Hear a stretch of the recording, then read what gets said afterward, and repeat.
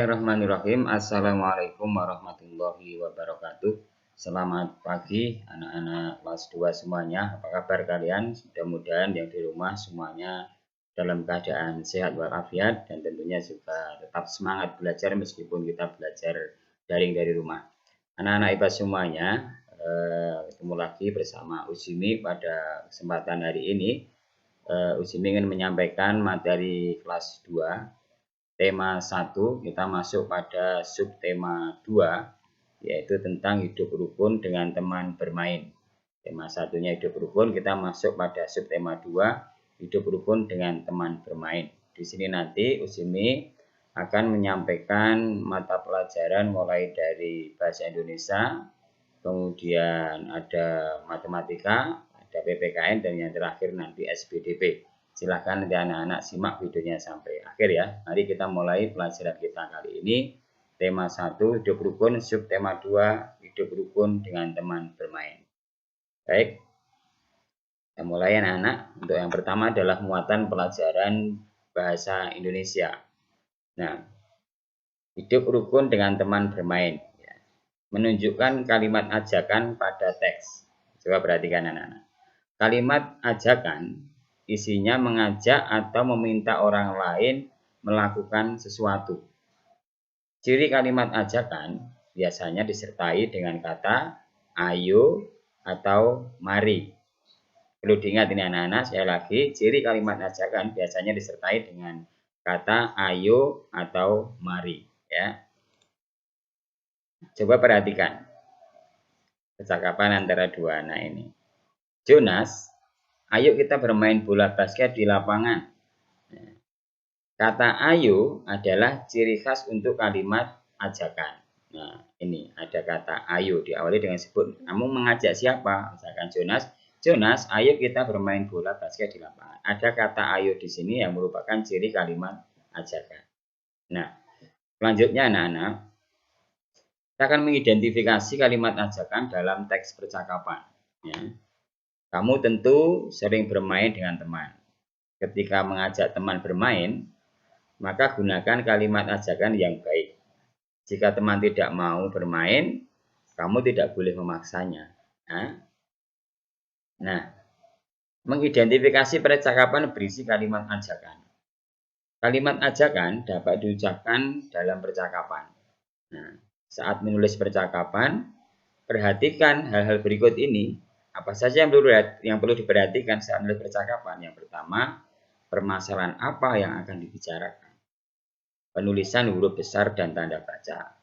Kemudian, penulisan kata yang tepat. Ini perlu kamu perhatikan ketika menulis percakapan. Nah, kita akan menyebutkan kalimat ajakan dalam lagu.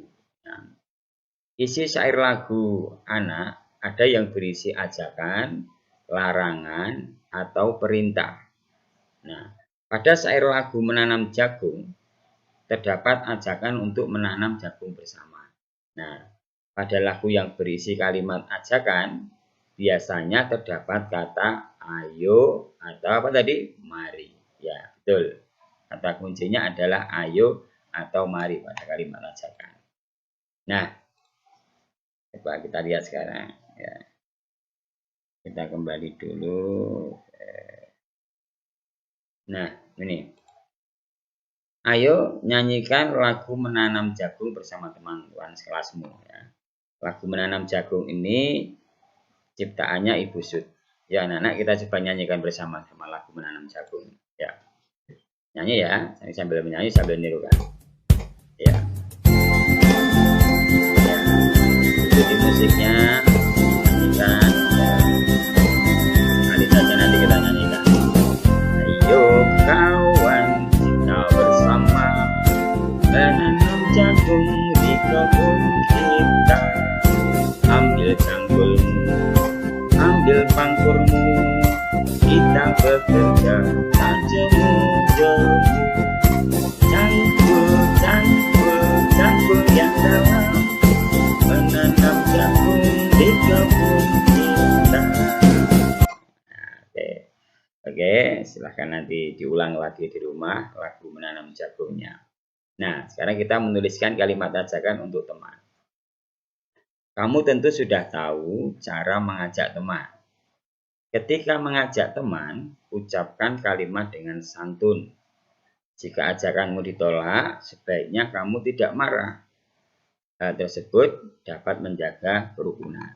Maka ada kata penolakan yang santun itu seperti apa? Mari kita pelajari. Nah, seperti ini.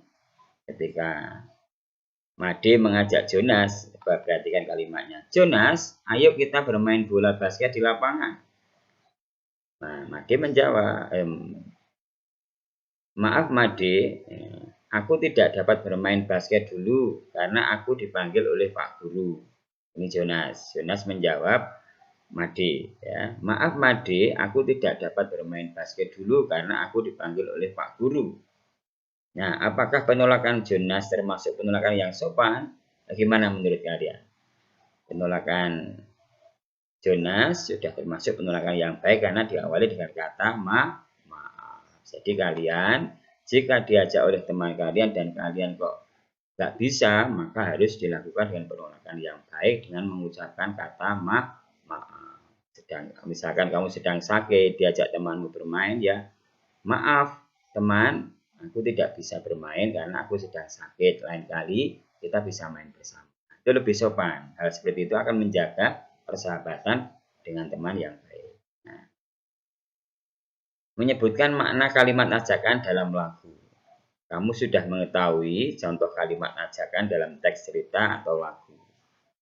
Ajakan pada lagu biasanya mengajak untuk berbuat baik. Ya. Ayo sekarang nyanyikan lagu menanam jagung bersama teman sekelasmu. Ya, nanti silahkan dinyanyikan kembali, dihafalkan di rumah. Nah, apakah ajakan pada lagu menanam jagung adalah ajakan yang baik? Temukan di sini. Mana yang termasuk kalimat ajakan dan itu kalimat ajakan yang baik atau tidak, silahkan nanti ditemukan. Ya. Sampai di sini anak-anak untuk pelajaran bahasa Indonesia. Silahkan nanti tugas ini kamu baca. Kemudian soalnya kamu salin di buku tugas kalian, kemudian kamu kerjakan dan kamu kumpulkan di hari Sabtu yang akan datang. Kita bahasa Indonesia selesai, kita akan masuk ke materi selanjutnya yaitu materi muatan pelajaran matematika. Sudah siap anak-anak ya? Masih semangat? Oke, masih semangat. Baik, membandingkan dua bilangan ratusan. Berikut cara membandingkan bilangan ratusan. Ada tiga cara. Pertama, bandingkan ratusannya terlebih dahulu. Yang kedua, jika ratusannya sama, maka bandingkan puluhan. Jika puluhan juga sama, maka bandingkan satuannya. Nah, itu cara membandingkan bilangan ratusan. Nah, seperti ini. Bandingkan dua bilangan berikut. 137 sama 173. Manakah bilangan yang lebih besar dan manakah bilangan yang lebih kecil? Mari kita pelajari. Nah, membandingkan bilangan bisa menggunakan simbol. Nah, perbandingan dua bilangan dapat ditulis menggunakan simbol. Seperti apa simbolnya? Yang pertama, lebih kecil dari atau kurang dari dituliskan dengan simbol seperti ini. Anak-anak, ya. Kemudian lebih besar dari atau lebih dari ditulis dengan simbol seperti ini. Perhatikan dua simbol ini yang akan digunakan untuk membandingkan bilangan. Nah, kalian lihat ini. Perhatikan contoh berikut. 356 dan 365. Nah, 300 ini ratusan, ini puluhan, ini satuan. Sama, ratusan, puluhan, satuan. Nah, ini mempunyai angka ratusan yang sama, sama-sama 300. Nah, puluhannya berbeda, angka puluhannya berbeda. 50 kurang dari 60. Nah, nilai bilangan 356 lebih kecil dari 365. Nah, jadi perbandingan bilangan dapat ditulis seperti ini. 356 pakai simbol ini apa? Lebih kecil dari 365. Nah, sudah paham sampai di sini? Oke, baik, mari kita lanjutkan. Nah, kita lanjutkan mengurutkan banyak benda. Mengurutkan banyak benda dapat dilakukan dari paling sedikit atau paling banyak. Urutkan angka penyusun mulai dari ratusan. Jika angka ratusan sama, urutkan angka puluhan lalu baru satuan. Ya, lanjutkan kembali sampai pada materi mengurutkan bilangan. Kamu dapat mengurutkan bilangan dengan memperhatikan angka penyusunnya. Perhatikan contoh berikut. Urutkan bilangan 434, 461, dan 353 mulai dari yang terbesar. Urutkan angka pada nilai tempat yang sama. Urutkan mulai dari angka ratusan, puluhan, lalu baru satuan. Nah, yuk kita mulai. Nah, coba dilihat di sini. Ada bilangan 434, 461, 353. Nah, kita lihat di sini ratusannya. Nah, angka ini ratusannya 4, 43. Nilainya di 400, 400, 300. Sedangkan puluhannya di sini ada 3, 6, 5, 30, 60, dan 50. Satuannya berapa? 4, 1, 3. 4, 1, 3. Sekarang angka terbesarnya kita lihat. Ratusan terbesarnya berapa? 4. Nilainya 400. Puluhannya terbesarnya berapa? 6. Ya, nilainya 60. Satuannya terbesarnya 4. Nah, urutkan angka ratusan yaitu urutkan angka ratusan yaitu 400, 400, 300. Dari sini diambilnya. Nilai angka ratusan pada bilangan 434 dan 461 sama nilainya, sama-sama 400. Bandingkan angka puluhannya yaitu 3 dan 6. 3 dan 6. Angka 6 lebih besar dari 3, maka 461 lebih besar dari 434. Nah, kalau ini diurutkan mulai dari yang terbesar, maka akan ketemu seperti ini. 461, 434, dan 353. Sebaliknya, kalau diurutkan dari yang terkecil, ketemunya 353, 434, baru 461. Itu anak-anak ya. Baik, matematika selesai. Silakan nanti kerjakan tugas ini ya. Silakan dilihat, dibaca, kerjakan pada buku tugas tema kalian. Nanti semangat ya. Oke. Masih 2 materi lagi. Nah, kita masuk kepada WPKN dan nanti terakhir SPDP. Oke, masuk materi WPKN. Nah, ya.